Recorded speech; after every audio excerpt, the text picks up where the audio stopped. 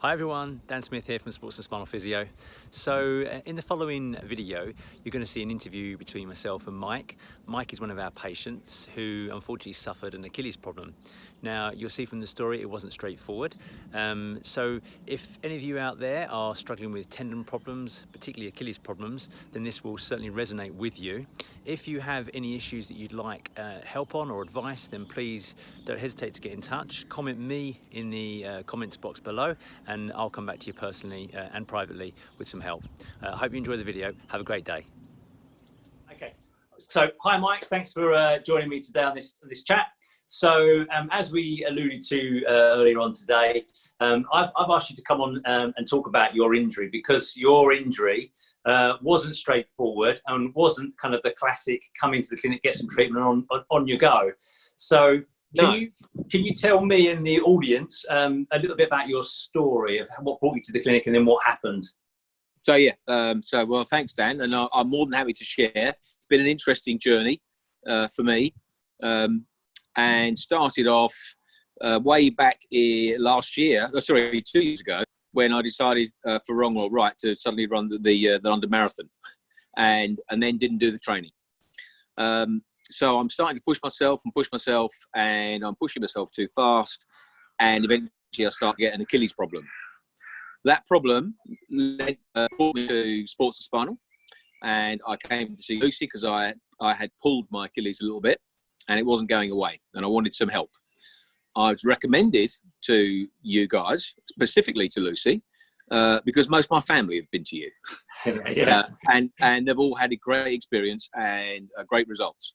So eventually I came along and I made an appointment to see Lucy, and we started to try and do some work on my Achilles to strengthen it up and to rehab it a little bit, to give me the confidence and the ability to carry on doing the running and the training. So that's what brought me to you in the first place. Subsequent to that, during that rehab, I'm pushing myself too far. I'm pushing myself too fast, and I had an accident and had an injury which effectively stopped me from running by tearing and rupturing my Achilles. My fault, pushing too hard, and I wanted it to happen. And Lucy was helping me, but I was just going too far, too fast, and the injury occurred. Probably the most painful thing that I've ever had to me, and it was very difficult at the time for everybody, for me and for you guys. But you looked after me extremely well. I got to hospital and I got organised, and I had my foot in leg in plaster for 6 weeks, and then had a boot for 6 weeks. Didn't obviously run the marathon or indeed anything else, and then started some rehab with you guys about 3 months after I had the injury. So Mike, that will be probably around about June, July last year. Was that right? Yeah, around June, July. Yeah. July. When I finally got rid of the boot, and was able to start walking again without the boot. And at that point, I then needed to start to do some real rehab on the Achilles and my leg generally, and obviously my fitness as a whole. So I hadn't done anything for that 3 months. I've been pretty much sitting around. Okay, and then I think so. I think you saw me actually for the rehab after that, didn't you? So we started the rehab, and the biggest challenge we faced at the time was that your calf on that side was probably a quarter of the size of the other calf, because it had been in plaster Paris for so long. And the issue we had was the significant weakness and sort of atrophy that had occurred as a result of the injury and the plaster. Just sort of tell me how you kind of how it felt at the time. So how did you feel you was coming along? How did you feel affected by it? So I mean, it was a big surprise to me, really, that the calf had lost so much of its strength and its shape. Obviously, I hadn't been doing anything on it for 3 months, so it was clear to anybody thinking about it that was probably going to happen. But I hadn't thought about it very much. So it was very weak, and took quite a while to start to try and do anything with it.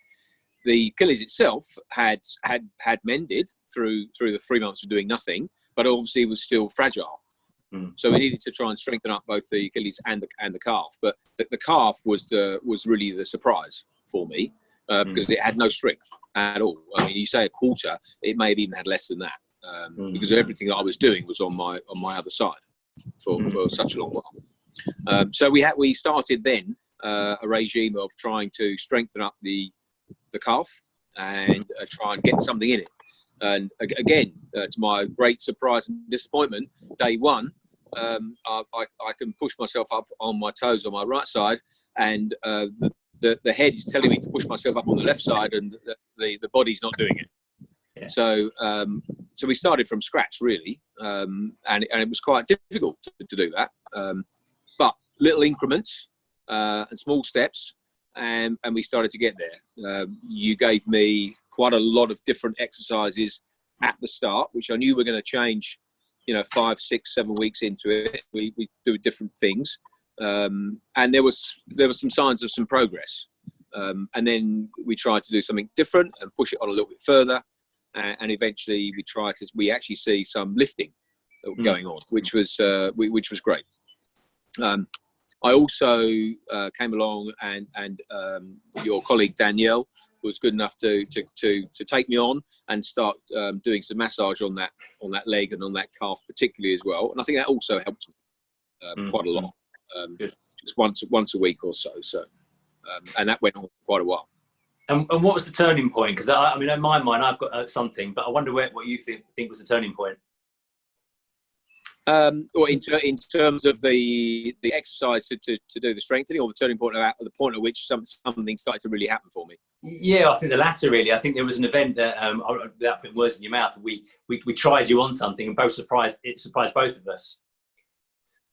Well, when I probably got on the treadmill again, I was a bit surprised. Yeah. To say the least. And I mean, again, it was very, very small steps or little running that we did on it, but it was a big surprise to me. But that some of the exercises that we've been doing, the regime that you'd got me into, was helping me, and has started to strengthen up the calf sufficiently for me to actually run. And that was a great moment and a confidence booster, because until that point, I hadn't really done anything other than do the exercises and try and keep the regime going to strengthen things up. So it was a great moment to say, okay, well, we've actually turned the corner. Yeah.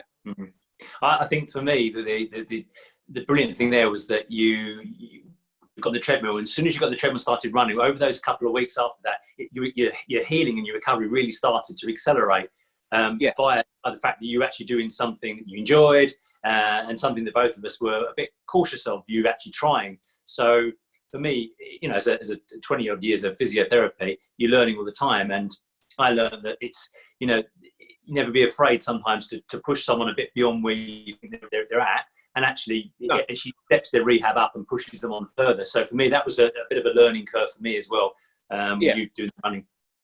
Absolutely. And it was a joyous moment to think that, okay, I might have only run at a very, very slow pace, and we might have only done about 500 meters, but it was the point at which, okay, I can do this again. Yeah.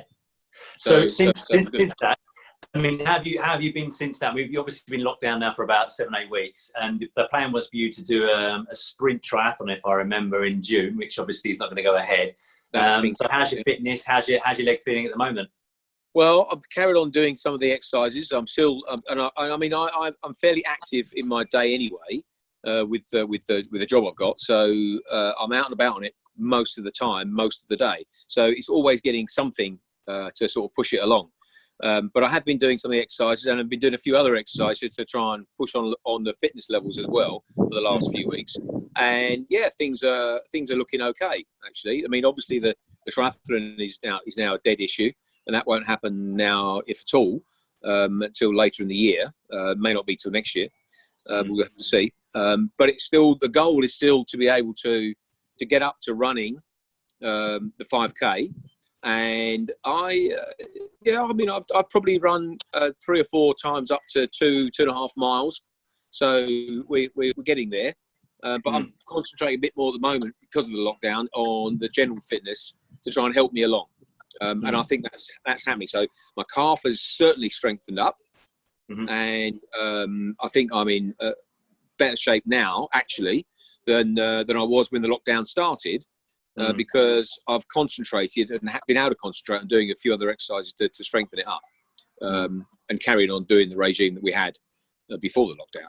So if I wouldn't say that I could run 5K right now comfortably, but we're getting there, very much so.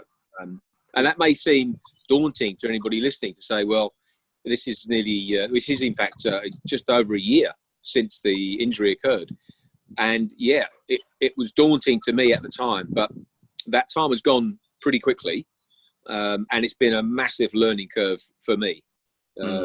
I underestimated the damage that you could do by pushing yourself too far, too fast, and getting into a situation where it was going to take a long time, which you have to come to terms with and come to grips with.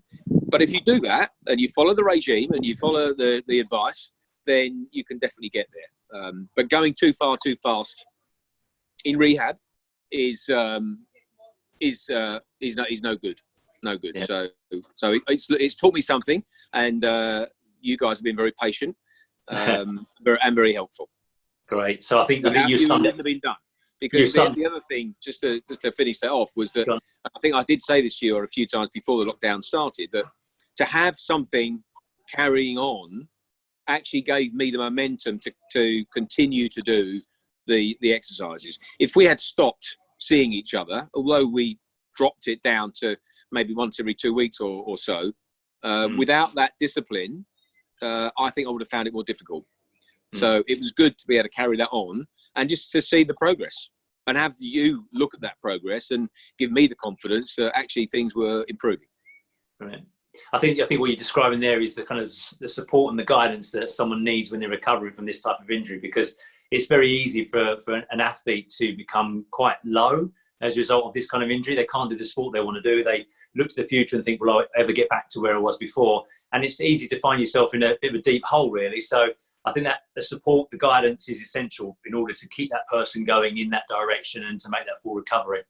Okay. So Mike, so can you sort of then sum up the whole experience for everybody in a couple of sentences? Yeah, I'll try. Yeah. So yeah, the experience it's one I'll never forget. Painful at the start through pushing and getting the injury was horrible. But the experience to get out of it and to find the way forward has been eye-opening for me, and has been a good experience, because when you can see the progress happening and you can feel yourself improving by keeping to that regime and keeping to some kind of discipline to keep things going, then it's very positive. So where I am now is, no, it's not completely fixed. But it is so much better now than it was a year ago, and I'm able to do so much more than I was doing. So it's really brought me to a point now where I have the confidence to push on over the next few months, lockdown or no lockdown, to try and get up to my goal of getting to that 5K, 6K, and then maybe go on from there to see what we can do. But it's been a learning curve. And I've learned a lesson, which is not push too hard. Yeah, take your time. Yeah.